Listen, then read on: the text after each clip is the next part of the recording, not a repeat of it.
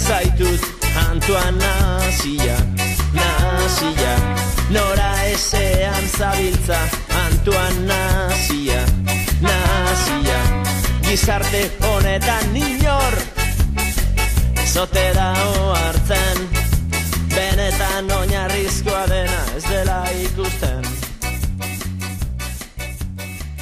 L'idée forte, c'était de montrer que toutes ces cultures étaient complètement implantées dans leur société actuelle. Faire en sorte que les gens se connaissent aussi entre côté intérieur, mais aussi que les gens qui ne baignent pas dans la culture basque, mais qui vivent là, et les gens extérieurs aussi pour qu'ils puissent connaître la culture basque. Toutes ces cultures-là étaient complètement modernes et oui, faisaient du rock, du reggae. Et puis pendant des années, on a proclamé notre festival autogéré et parce que on touchait très peu de subventions publiques, on faisait pas de partenariat privé.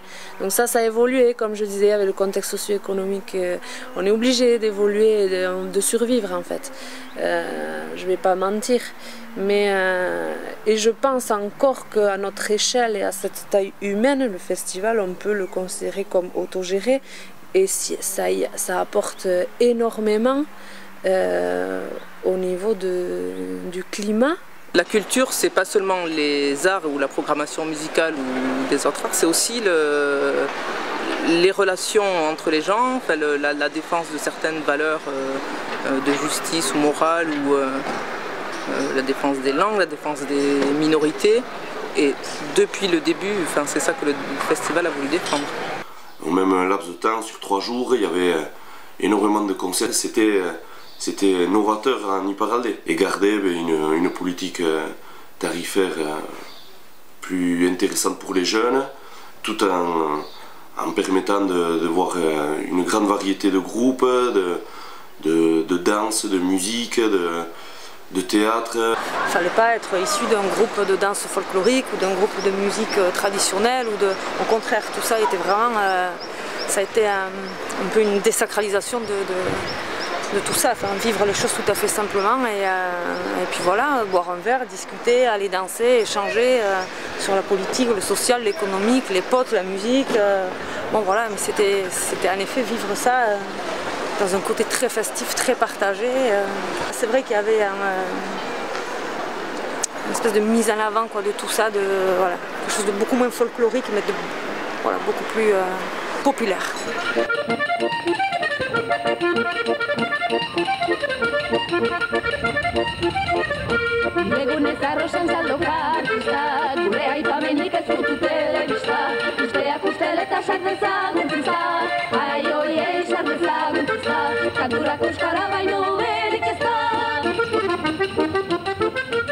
Notre pari, je pense, c'est justement de l'actualiser aujourd'hui, de vivre notre culture, que ce soit la danse, le bercho, le théâtre, qui ait une vision un peu plus jeune ou un peu plus actuelle. C'est ça une culture vivante finalement, c'est pas juste une répétition des choses qui se faisaient avant, c'est une évolution. Puis c'est toujours être dans la recherche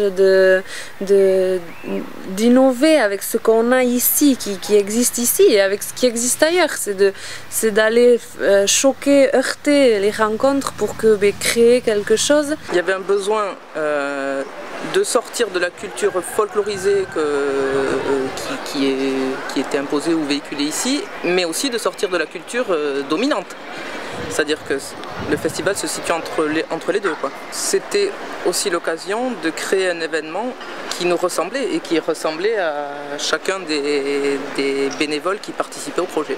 Le plus important, c'est de montrer qu'on n'est pas juste en train de mettre un costume d'il y a 100 ans et de faire une danse d'il y a 100 ans. On a ça en nous, bien sûr, et on essaye de l'amener dans le nouveau siècle et plus loin, et d'essayer de montrer à l'extérieur aussi que c'est vivant. On a fini par laisser croire que dans ce monde il y avait les citoyens de l'universel et les demeurés du particulier. Et que vous et moi nous serions les demeurés du particulier. Notre notre façon d'être corse, et je suppose votre façon d'être basque, c'est aussi d'être curieux, d'être inventif, de voyager avec le cœur ouvert, avec l'âme généreuse.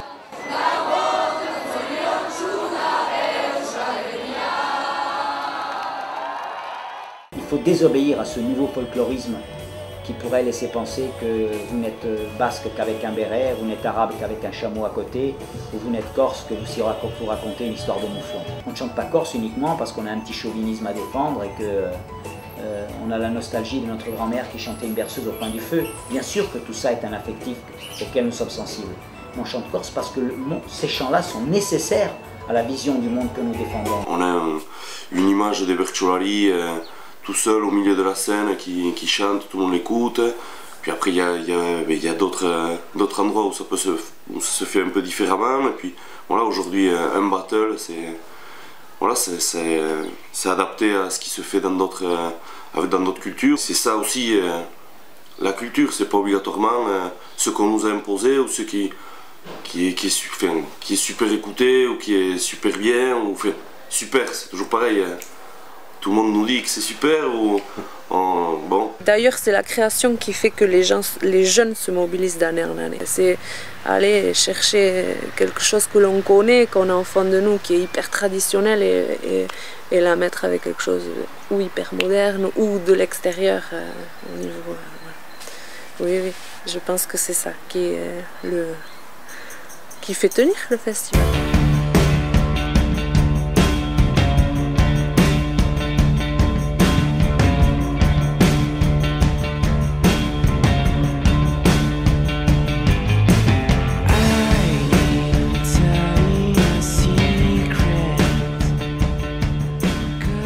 Et le fait d'avoir aussi changé de lieu, c'était aussi de nouvelles équipes, c'était une nouvelle façon de faire. Le festival qui était fait à Rochamps n'était pas le même que celui qui était fait à Idoxmendi, qui n'est pas du tout le même qu'à Ailet.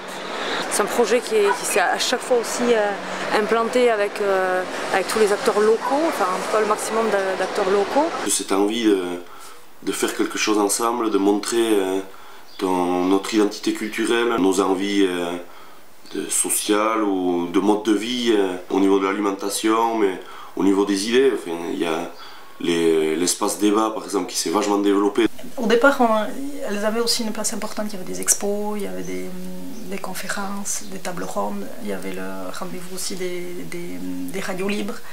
Petit à petit, c'est quelque chose qui s'est vraiment installé comme un événement important du festival où des personnes viennent s'intéresser, mais aussi partager. À Rochamps, voilà, c'était assez mythique, c'était les prémices de tout. Dans la montagne, ce camping s'est arrivé, voilà, le QG qui était une bergerie, on arrivait tous dans des bétaillères. Enfin bon, c'est sûr que c'était pas du tout la même chose qu'à Ailet, dans un village ou qu'à Mendion dans un château, mais voilà, en plus il y a ça qui change complètement, où chaque lieu va aussi donner une identité différente au festival. Cette richesse qu'a le festival, c'est de pouvoir chaque année accueillir de nouveaux bénévoles, de nouvelles personnes qui s'intéressent au projet. Mais obligatoirement, c'est aussi des nouvelles idées, des nouvelles manières de voir le message culturel que le festival veut faire passer. Ça donne une petite émulation, je pense, pour continuer, pour faire avancer.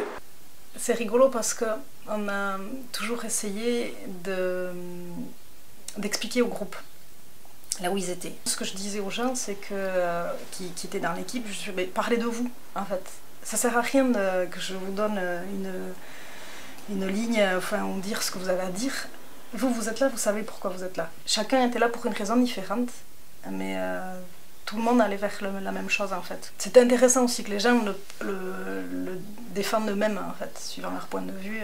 Je trouve ça beaucoup plus légitime que d'essayer de mettre des discours en place. C'est là-dessus qu'on a réussi à faire vivre le festival pendant 20 ans et qui continuera encore pendant 20 ans et plus. Bueno, iruditzen zaidana da, hortako jendeak egin behar duena da etorri eta sentitu. Bestela hori azaltzea zaila dela. Nik uste dut konbitea hor luzatua dagoela. Eta orduan konturatuko dira ze motako harreman, ze motako giroa eta ze motako ere bai elkar trukatze bat, ez? Nola sentitzen den, hori da gauza diko.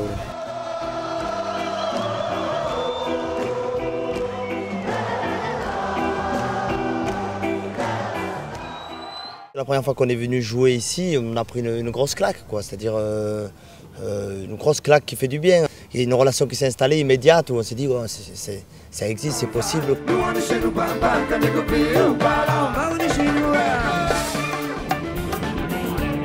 Pour nous, c'est le côté culture forte, bien présente, côté bien ancré, le sens du chant, le sens de la fête, le sens du partage. Si on garde cet esprit, les gens qui viendront en tant que festivaliers ou bénévoles passeront un bon moment. C'est justement cette autogestion où tu ne comptes que sur toi et sur les gens qui sont avec toi ou autour de toi. Et c'est très enrichissant, que ce soit bénévole pour 3 jours ou bénévole toute l'année au sein d'une commission ou du conseil d'administration. Il y a cette envie d'avancer ensemble, de mettre en avant ce que tu sais faire et d'apprendre aussi par ce qu'on te demande de faire. Il y a tout ça qui fait partie de la culture. Pour moi, c'est des pratiques, c'est nos pratiques, c'est notre fonctionnement. Et je pense qu'on y arrivait. Je pense qu'on y arrivait. Il y a aussi un truc, c'est que c'est un peu un bébé commun à tous les gens qui sont passés, quoi. Il y a un truc assez fort qui fait que quand t'es passé, t'as du mal à lâcher. Et puis il n'y a qu'à voir, ceux qui étaient là en 96, il y en a qui, ils sont encore là, certains.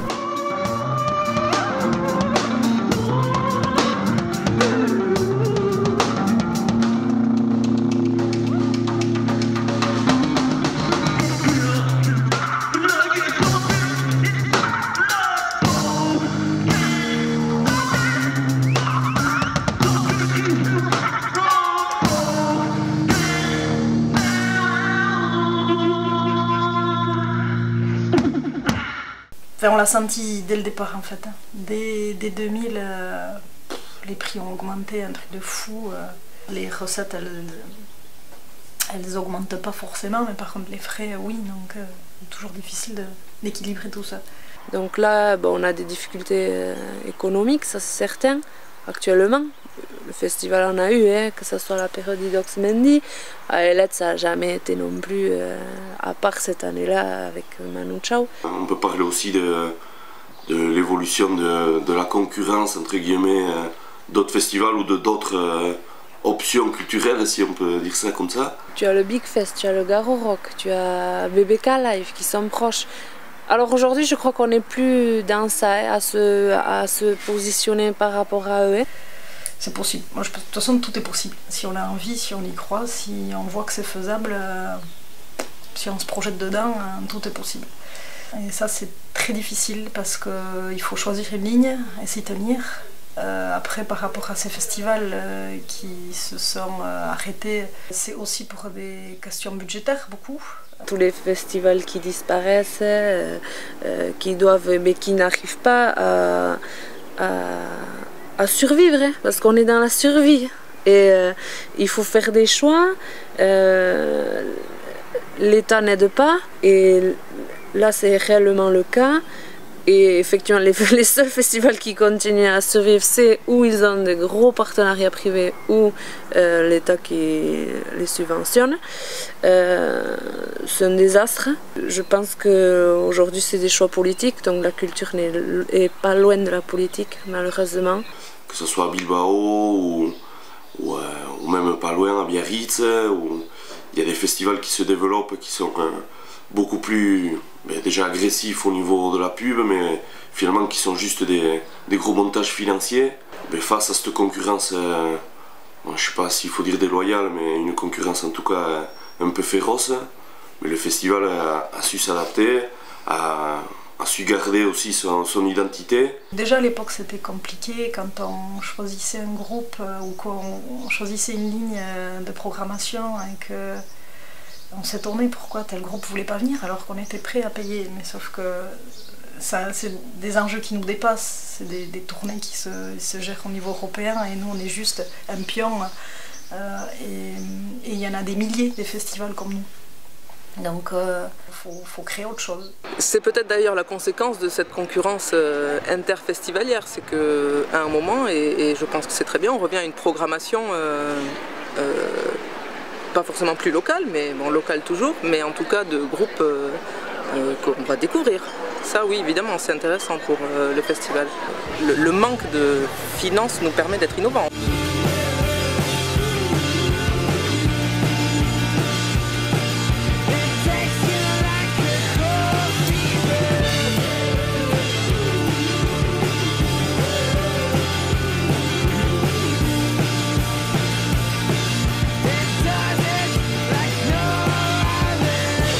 Le festival aussi a cette année fait un pari que je trouve très courageux dans le fait d'aller vers une programmation de découverte en fait et qui sera d'une très bonne qualité.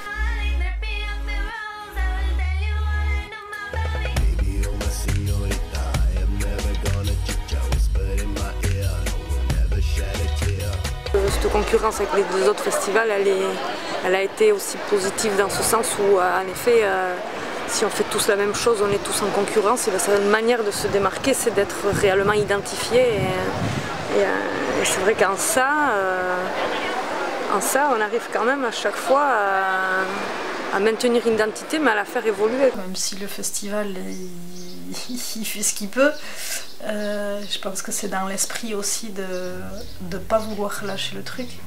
Cette année, je ne connais pas grand-chose. Mais je suis sûre que ça va être des bonnes choses. Il suffit d'aller écouter et après voilà, c'est sûr que c'est des bons groupes de live, et qu'il y a des... Enfin voilà, les gens qui sont là, ils ont envie de faire bien.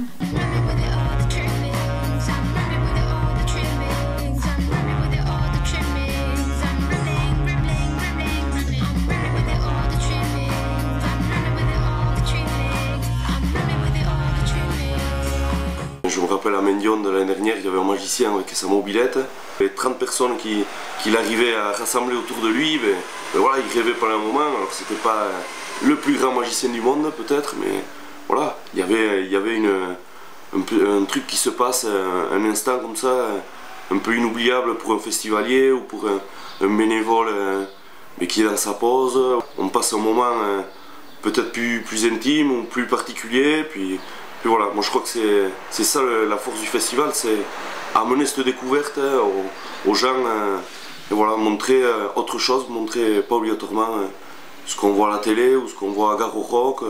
C'est quelque chose voilà, qui ressemble un peu aux gens qui travaillent au festival et aux gens qui font ce festival.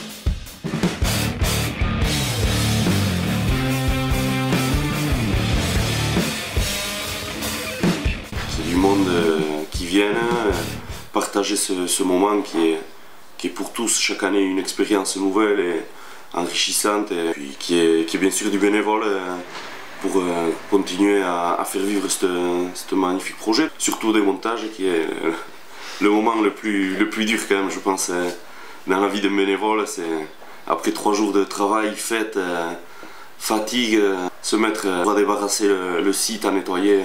C'est le plus dur, donc j'espère qu'il y aura de plus en plus de monde au démontage pour que ça se passe bien aussi avec les endroits où on nous accueille. Tant qu'il y aura des bénévoles et des gens pour faire exister le projet, il y aura un festival. Ça fait 20 ans que ça dure, on peut parler de génération maintenant. Les gens sont passés, le festival existe encore. Même une violente tempête n'a pas permis de le faire arrêter. Je ne sais pas s'il pourrait disparaître, ça fait presque partie du patrimoine culturel aujourd'hui. Et je pense que s'il était en danger, comme il l'a déjà été, à des époques, voilà, au sein même du festival, à l'époque des lettres où il y a eu la tempête, tout ça, bon, voilà, il y a eu quand même des moments qui ont été très très fort et pourtant c'est un festival qui a perduré parce qu'à un moment tous les bénévoles se sont retrouvés jusqu'à 4 h du matin pour prendre les décisions. Tout le monde a attendu le dernier moment pour pouvoir aller se remettre au travail ou pas, mais tout le monde était là, tout le monde a supporté et même les festivaliers quoi, finalement tout ça c'est même avec les festivaliers quoi, je veux dire, ça a été vraiment un moment très fort. Ce qu'il y a de certain, j'étais à la réunion des responsables la semaine dernière, on n'a pas changé. Dans le fonctionnement, on n'a pas changé.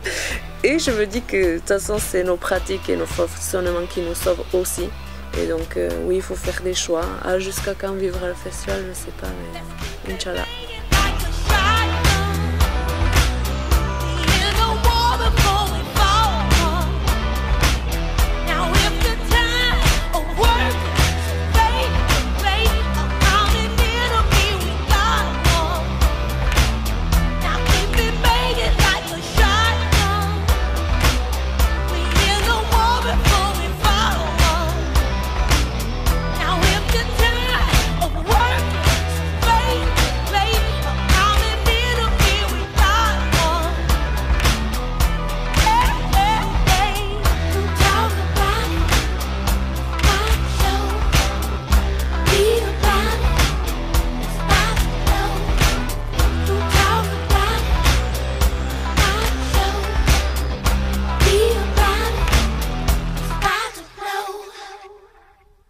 Quoi, du béton et rien d'autre, il se passe rien.